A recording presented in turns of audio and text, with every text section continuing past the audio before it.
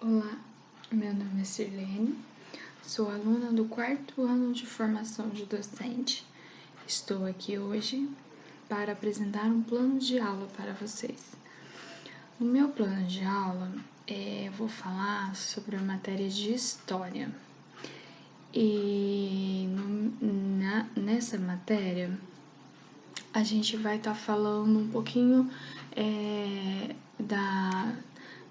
do campo e da cidade. A gente vai falar tanto como é os dias atuais da cidade, como é os dias atuais do campo e como também era antigamente. A gente vai estar falando um pouquinho de cada, né? O meu plano de aula é para o 4º ano do ensino fundamental, né? E primeiramente estarei conhecendo os alunos, né, conversando com eles, sabendo se eles entendem um pouco, se tem alguém na sala que mora no campo, né, se todos moram na cidade. Estarei abordando isso, claro, primeiramente, antes de começar, né, o nosso bate-papo ali em sala de aula.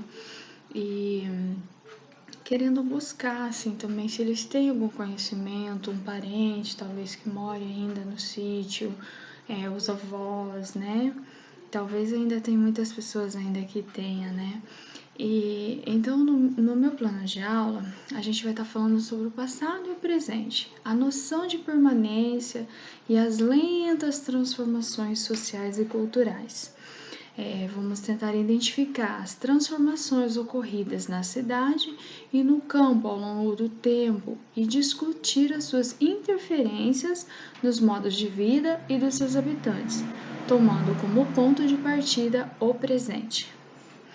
Aí eu quero também explorar o conteúdo sobre o campo, os fluxos migratórios das pessoas, as mudanças, permanência nas atividades do campo e as vantagens de morar no campo, né? Assim, para a gente ter mais ou menos uma noção de como é morar no campo e na cidade, né? Mostrar para os alunos que a vida no campo é uma vida boa também, né? E estarei dando um texto que chama Área Rural. Nesse texto ele vem falar, né, que a área rural, ela fica fora da cidade, né? Que no campo pode possuir, né, no campo assim, pode possuir chácaras, sítios, fazenda, tem propriedades médias, pequenas, grandes, né, tem até mesmo algumas indústrias aí bem no meião aí das terras, né, dos campos. No texto fala também que a maioria das pessoas que vivem no campo trabalha na agricultura, na pecuária e nas atividades extrativas, como nos seringais, nos garimpos. E na agricultura, os trabalhadores eles cuidam da lavoura, eles preparam a terra, plantam e colhem os produtos. E os peões, vaqueiros e tratadores são trabalhadores que atuam na pecuária. Nem todos os trabalhadores rurais moram no espaço rural. Tipo assim, nem todo trabalhador que às vezes trabalha ali no campo quer dizer que ele mora no campo. Muitas vezes ele mora na cidade e sai da cidade para trabalhar no campo, né? São chamados boia fria, né? A vida do campo também ela é bem mais tranquila e saudável, né? As hortas, as plantações são sempre mais saudáveis, né? São mais gostosos para cuidar, não tem muita química, né? Que nas outras plantações às vezes tem muita química, muitas coisas que vão para o nosso mercado, que, né, tem muita coisa assim que contém muita química. O leite de caixinha, por exemplo, até ele chegar na sua casa, né? Ele passa por muita coisa também. E já lá no campo não, você tira o leitinho ali da vaquinha e a mãe já corre lá e já ferve, né? E já dá para criança e todo mundo bebe, é uma festa só. E tem muitas outras coisas, né, que no campo é muito mais saudável, porque a pessoa mesma ali, ela mesma planta, né, os donos dos sítios, das fazendas, eles mesmos plantam, eles mesmos colhem, Então, é bem mais saudável, assim, as coisas plantadas na terra, né? E não com tanta química que tem hoje, tantas coisas que para poder manter o produto vivo, é tanta coiseira que eles vêm colocando dentro dos produtos, né? Então, é mais essa parte que a gente quer, que eu queria estar abordando com vocês. Também as crianças que estudam na cidade, que moram no campo, vêm para a cidade para estar estudando também. Umas têm bastante dificuldade para estar chegando porque é longe, né? E já outras crianças não conseguem vir tranquilamente para a escola, às vezes a escola é um pouco mais perto. Tem a escola rural também, lá no meio também, né? Do campo também. Muitos lugares ainda tem escola rural, que é muito gostoso também. O aprendizado é um pouco diferente também, com certeza, mas é algo bem produtivo também. Dá para se aprender muita coisa na escola do campo.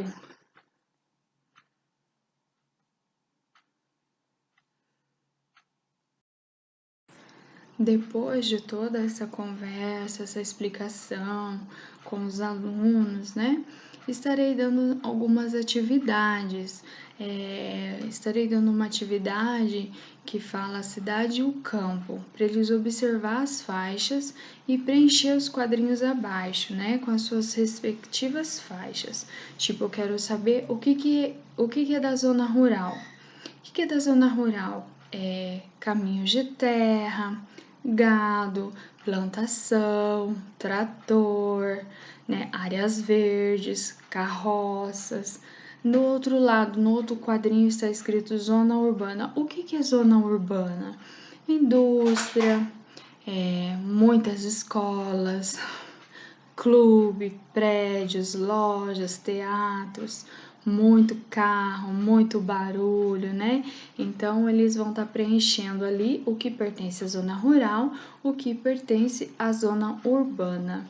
E na atividade 2 também estarei perguntando o falso e o verdadeiro. Por exemplo, a primeira frase pergunta: a zona urbana é formada pelo centro da cidade e os bairros? Você vai colocar se é verdadeira ou se é falsa. Na segunda, na zona rural, uma casa fica distante da outra? Na terceira frase, na zona rural tem grandes lojas? Na quarta frase, eu estudo na zona rural? Então, eles vão estar colocando ali se é verdadeiro ou falso. E na terceira atividade, eu vou estar pedindo para eles reescrever as frases falsas do exercício anterior, fazendo-as ficarem verdadeiras. No caso, na zona rural, o ar é poluído? Né? Na zona rural, o ar poluído? Não, ele não é. Né? Então, eles vão estar transcrevendo essa frase e colocando ela como verdadeira. Na zona rural, o ar não é poluído, certo? E depois vai ter umas paisagens para eles pintar, e aí eu vou estar falando para eles somente pintar a paisagem urbana, né? Vamos ver se eles vão estar fazendo corretamente ali a pintura. Na nossa verificação de aprendizagem, eu vou retomar o que estudamos e, se necessário, voltar ao texto que a gente leu e responder na folha. Conseguimos observar as transformações entre o campo e a cidade? Aí a gente vai estar voltando de novo a conversar sobre esse assunto. Será que a gente conseguiu entender, né, as observações, as transformações que vem tendo? Porque antes o campo também ele não ficava tão perto da cidade. Hoje já não, o campo ele fica muito perto da cidade. Algumas pessoas ainda moram muito longe da cidade, mas outras não, porque as cidades elas cresceram tanto que elas estão chegando até o campo praticamente, né? E aí vai ter outra perguntinha: quais foram essas transformações? Que é mais ou menos isso que eu acabei de falar aí para vocês. E vou estar perguntando também: todos os trabalhadores moram na área rural? né? Então, será que todo mundo que trabalha lá mora lá também, né? Então, a gente teve bastante assunto aí, né? E a forma de avaliação deles é sobre o que a gente conversou, né? Sobre observação, para ver se eles entenderam ou não, através de trabalhos e atividades, para ele estar mostrando se eles conseguiu atingir o que eu expliquei ou não. E é só. Muito obrigada. Nesta outra aula, estaremos trabalhando com o componente curricular de português. Na língua portuguesa, vamos falar um pouquinho do efeito de sentido, da progressão temática, da paragrafação, composição de gênero, ortografia, pontuação, concordância verbal e nominal, né? O sentido do texto, o sentido das palavras ou expressões.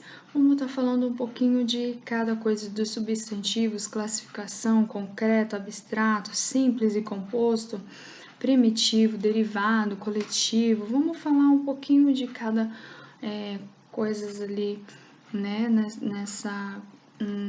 nesse componente curricular de português, né, nesse plano de aula. E vamos ler e compreender como sempre em voz alta, né, para a gente poder entender, o aluno poder entender também, para ele identificar a ideia central do texto, demonstrando a compreensão global de tudo aquilo, né. Vou estar conversando um pouquinho com ele sobre tudo isso, né, da língua portuguesa, todas essas expressões desconhecidas no texto, com base no contexto da frase ou do texto, né? Vou estar conversando com eles para palavras que são diferentes, a gente está procurando no dicionário para esclarecer os significados mais adequados, né? Vamos estar trabalhando bastante, assim, um pouco, no caso, um pouco de cada, né? Como organizar um texto em unidades de sentido, dividindo os parágrafos segundo as normas gráficas de acordo com as características do gênero proposto, né? Como utilizar ao produzir um texto conhecimentos linguísticos e gramaticais, tais como ortografia, regras básicas de concordância nominal e verbal e a pontuação, né? No final de cada aula, a gente deve ser apresentada uma atividade de verificação da aprendizagem, a fim de avaliar se os alunos, né, entenderam os conteúdos estudados, as atividades descritas a partir de um texto também podem ser uma opção para a verificação. E a gente vai então estar falando sobre um diário pessoal, vamos trabalhar gênero textual. E vamos falar sobre o diário pessoal. O que é um diário pessoal? Né? Vou estar explicando para eles as características do gênero do diário pessoal. Tipo, o que é o diário? É uma forma de expressão pessoal. Quem escreve no diário? Quem quer registrar o que acontece no dia a dia da sua vida, né? Para quem se escreve? Para ele mesmo, né? Para mim mesmo, eu estou escrevendo ali, tem um caderninho que chama diário, e eu estou escrevendo, fazendo as anotações, né? O que aconteceu hoje e tal, né? Tem pessoas que gostam muito de estar usando o diário. Onde se escreve? Em cadernos, em instrumentos digitais, uso de internet também.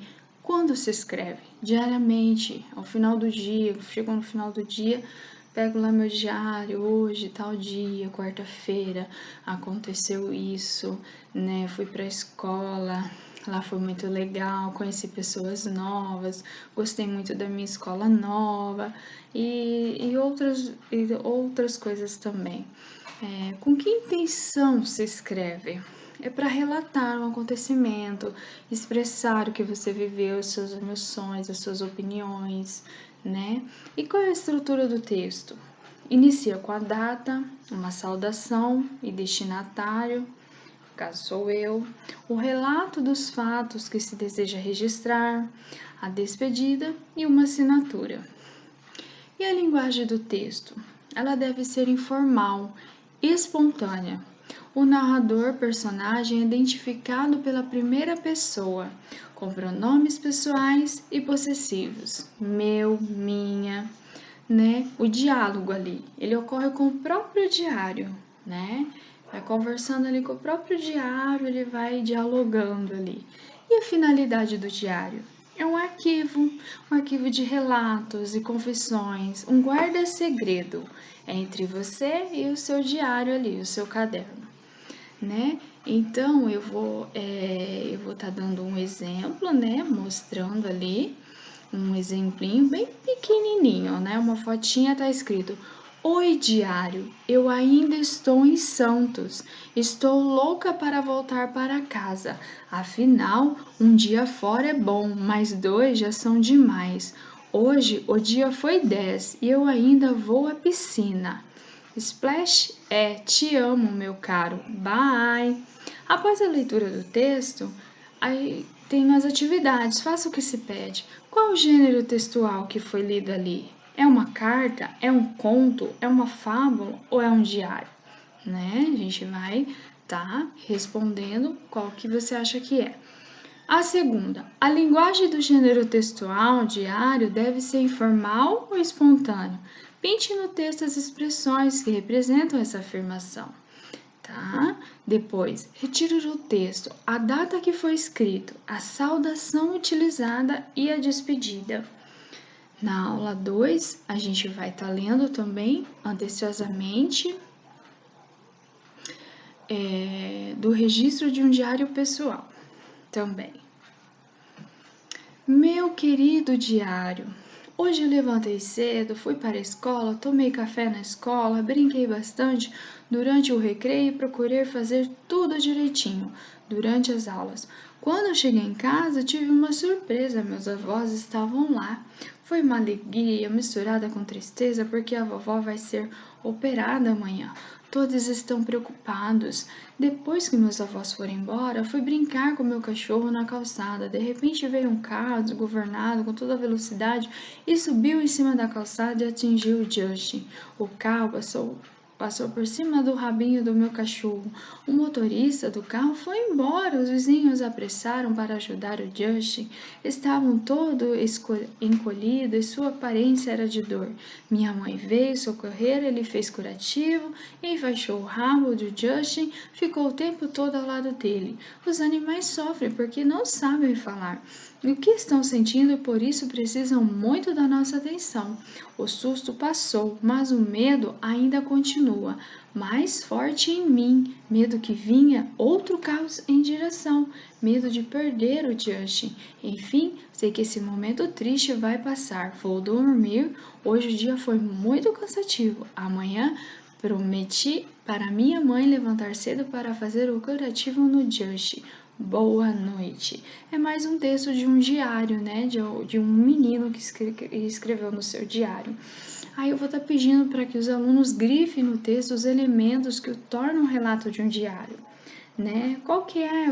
Quais elementos ali que você acha que está falando nesse texto, né? Na segunda atividade, retire do texto 2 palavras trissílabas, 3 verbos e um substantivo próprio. E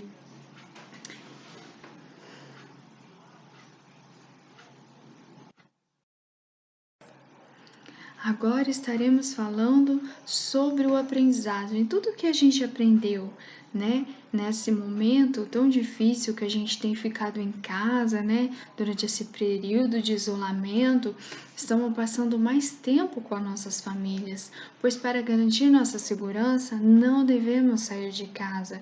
Para que haja uma convivência harmoniosa e respeitosa, devemos colaborar com a nossa família, auxiliando-nos a fazeres domésticos e também na organização da nossa casa, arrumando o seu quarto, ajudando a mamãe a fazer, né, as pequenas coisas que tem dentro de casa, respeitando os irmãos, os pais, os familiares. E para que você continue com a nossa aula, arruma um caderninho, se você não pode comprar um diário, arruma um caderninho, na primeira folha, faça um desenho bem bonito, pinte esse desenho e escreva o meu diário, e aí assim você possa continuar escrevendo todos os dias, coloque a data, né, para começar e faça esse diário. Seria muito interessante você ter um diário nesse momento de isolamento que você está em casa, né, utilizando todos os elementos que o compõem, que você está fazendo em casa para colaborar com a convivência de todos. Anote também um elogio para você, algo que deva melhorar. Esses registros devem acontecer durante todos os dias. Seriam bem legais, assim, se você fizesse isso, né? Como se fosse uma tarefinha, assim, na verdade, né? Para vocês, aluninhos, fazer esse trabalhinho bem legal, assim. Meu muito obrigado pela atenção de vocês, né? Valeu por mais essa aula, muito obrigado mesmo. Tenham todos um ótimo dia. Beijo.